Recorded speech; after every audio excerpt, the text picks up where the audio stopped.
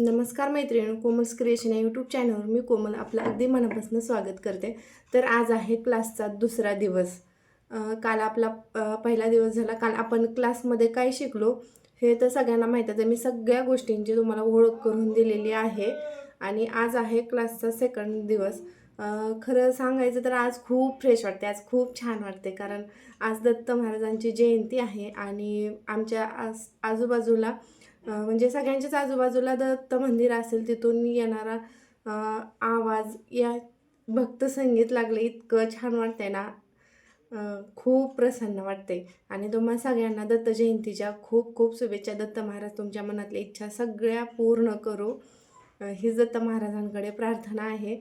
तर चला, ह्या गोष्टींवर बोलत बसण्यापेक्षा आपण डायरेक्ट क्लासला सुरुवात करू, कारण आपण ब्लाऊज बेसिक घेतोय आणि जास्त वेळ आपण टाईमपास न करता आपण फक्त शिकण्यावर फोकस करणार आहोत. म्हणजे जेवढं जास्त मला देता येईल तेवढं मी तुम्हाला देणार आहे. आणि प्लीज माझी रिक्वेस्ट आहे सगळ्यांना की मला ना जो व्हिडिओ तुम्ही जो पण माझा स्टिचिंगचा व्हिडिओ बघताय त्या व्हिडिओ खाली तुमचं नाव आणि गाव कमेंट करा, म्हणजे मला पण कळेल, मला म्हणजे समाधान वाटेल की आपला व्हिडिओ खूप लांब आहे, लांब पोहोचलेला आहे आणि खूप जणी बघतात. हेच तुमची कमेंट असणं, तुमचं सबस्क्रिप्शन असणं हेच माझं पेमेंट आहे. त्यामुळे कमेंट करायला अजिबात कंजूसपणा करू नका. तुमचं नाव गाव मला नक्की सांगा.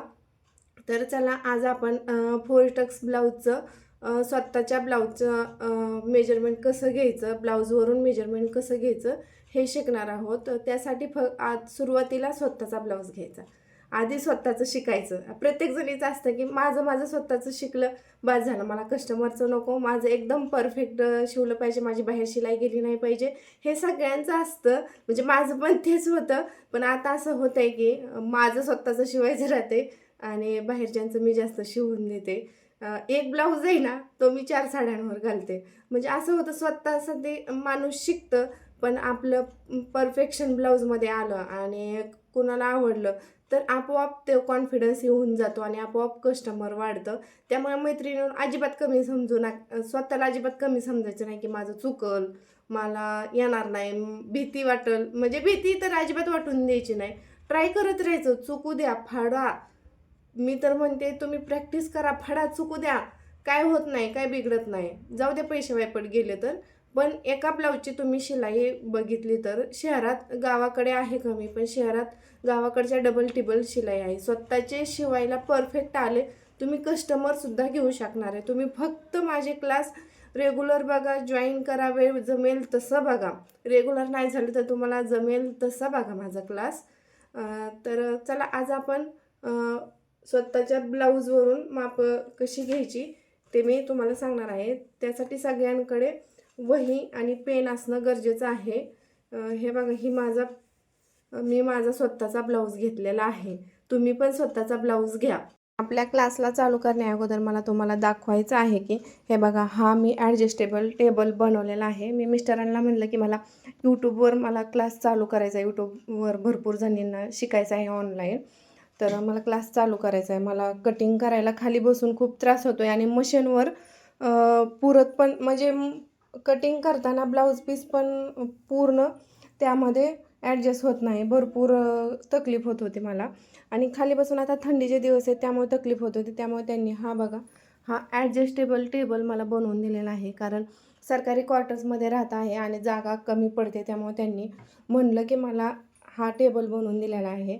खरं सांगू का मैत्रिणींनो, नवरा जर सपोर्ट करणारा असेल ना तर आपल्यात ना जग जिंकण्याची ताकद असते, बरोबर का नाही? हे बघा, हे अशा प्रकारची नोटबुक घ्या तुम्ही आणि त्यावर आपल्याला स्वतःचं माप घ्यायचं आहे, ब्लाऊजवरून माप घ्यायचे. तर सुरुवातीचं जे पेज आहे ना, नवीनच तुम्ही नोटबुक घ्या, सुरुवातीचं जे पेज आहे ना तिथं श्री लिहायचं.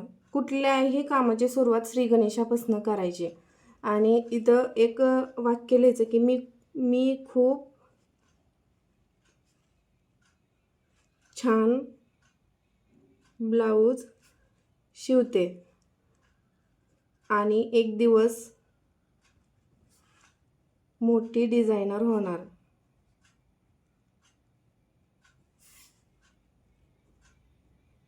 काय होतं, हे जर तुम्ही सुरुवातीला पेज उघडले की हे वाक्य दिसलं ना की स्वतःचा आत्मविश्वास, कॉन्फिडन्स हा ना डबल वाढतो.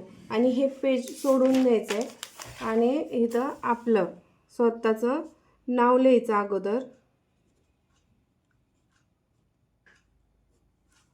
हे बघा, इथं माझं नाव लिहिते मी.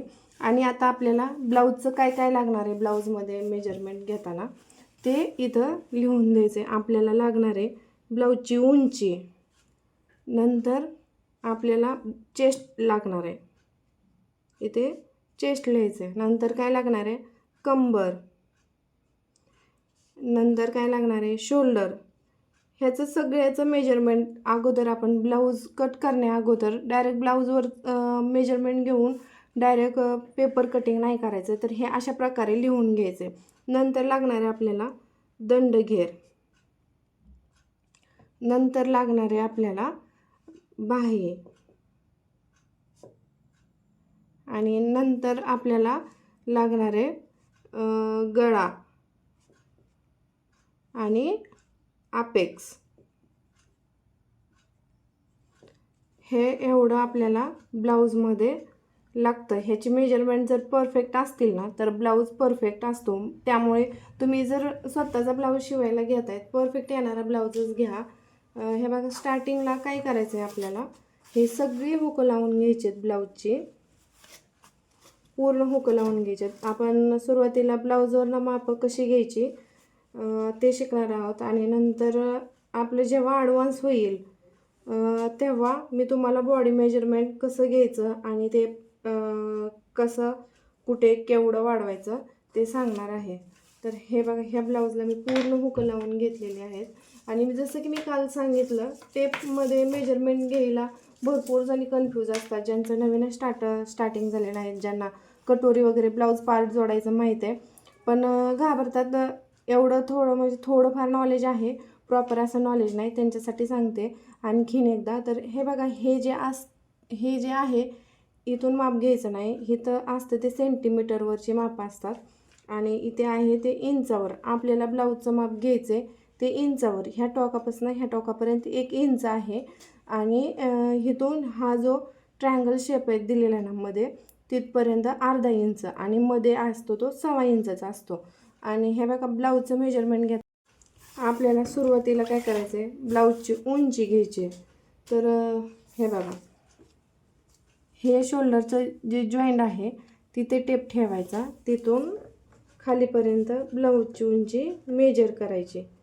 हे बघा किती येते, 15.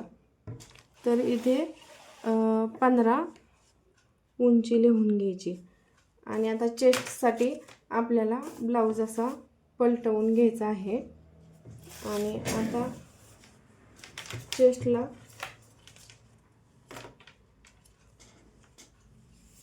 ह्या शोल्डरपासनं हा जो दंडघेर जॉईन केलेला आहे ना, त्या दंडघेरापासून ह्या दंडघेरापर्यंत पूर्ण ब्लाऊज ताणून माप घ्यायचं आहे. हे बघा किती भरते, इथे 17. हे बघा 17 भरते, 17च्या डबल 34. ओके. नेक्स्ट आहे ते कंबर. सेम कमरेचं पण सेम तसंच माप घ्यायचं आहे. हे बघा, कंबर किती, 13.5. 13.5च्या डबल किती, 27.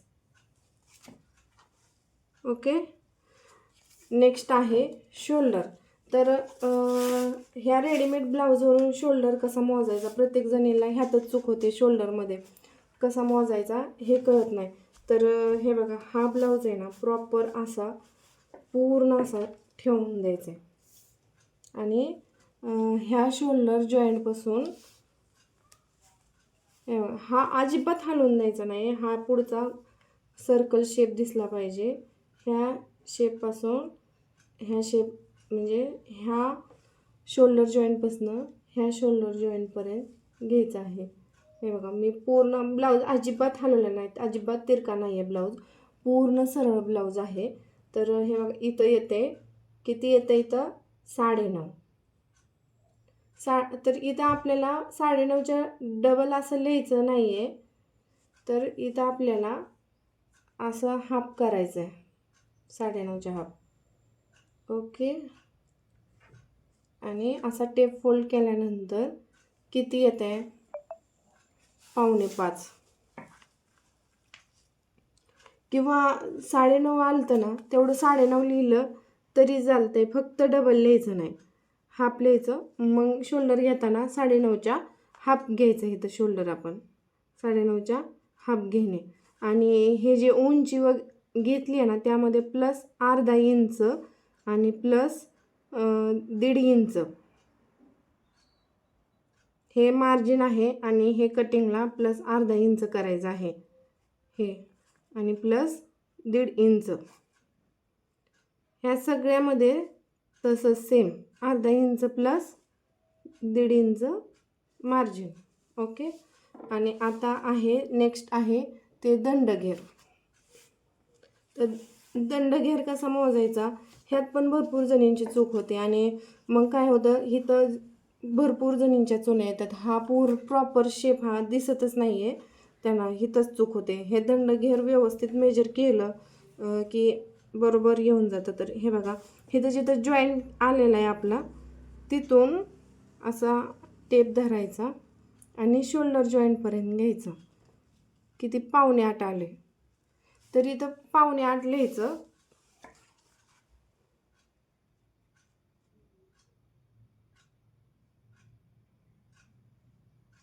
प्लस अर्धा इंच, 7.45 लिहिते, 7.25. ओके. आणि नंतर बाही, ही माझी शॉर्ट बाही आहे. आपल्याला जेवढी बाहीची लेंथ आहे तेवढी घ्यायची आहे. हे बघा, माझी आहे 4.5.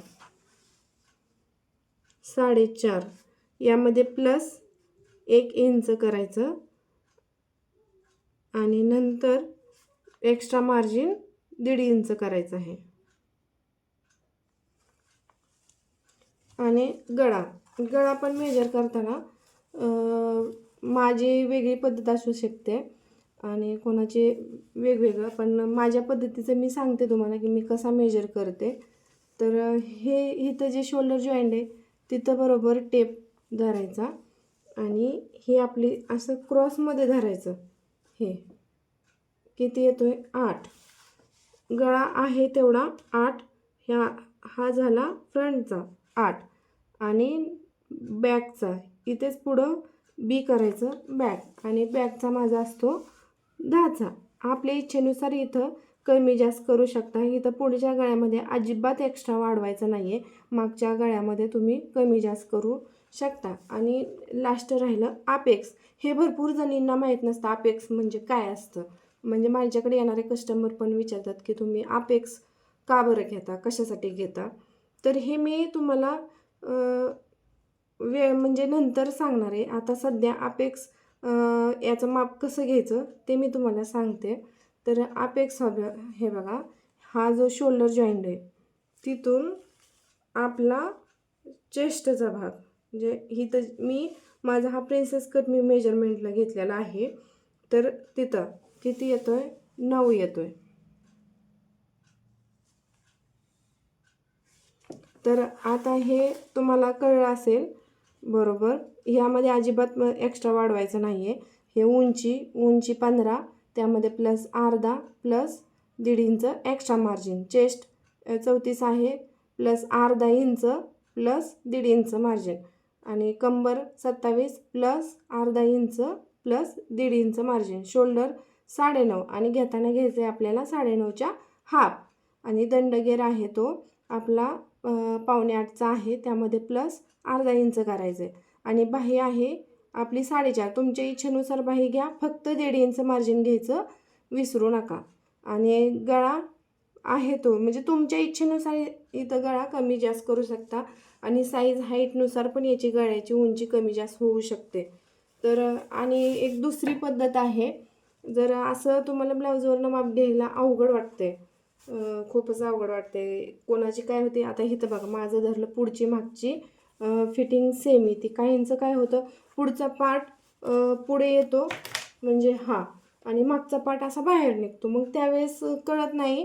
म्हणजे हे असं होतं, माझ्याकडे पण येणाऱ्या ब्लाऊजमध्ये होतं. जेव्हा मोठं मेजरमेंट असतं ना त्यावेळेस हे प्रॉब्लेम होतात. हे माझं बघा, पुढचा आणि बॅक साईडचा पार्ट बरोबरच आलेला आहे. तुम्ही किती वडा, अजिबात थोडं म्हणजे 1.25 इंच जे 2 रेषा म्हणतो ना आपले, जे 1.25 इंच आहेत ना, तेवढं सुद्धा इथं बाहेर निघणार नाही. आणि तो तसा जर प्रॉब्लेम होत असेल कोणासोबत, तर हे बघा, हे हुक काढायचेत आणि हे आपलं हुक लावलेली पट्टी, ही असते हुक लावलेली पट्टी. आणि हे जे असते आपण ज्यात हुक बसवतो ती असते आई पट्टी. बरोबर, बहुतेक जणींना माहीत आहे, पण तरी पण आपण एकदम सुरुवातीपासून बेसिक घेतोय. म्हणजे ज्यांची सुरुवातच झालेली नाही, जे शून्य आहे त्यांना सुद्धा कळावं ह्या उद्देशाने मी आपला क्लास चालू केलेला आहे. तर हे बघा, ह्या हुकापासून कसं मेजर करायचं हे सांगते.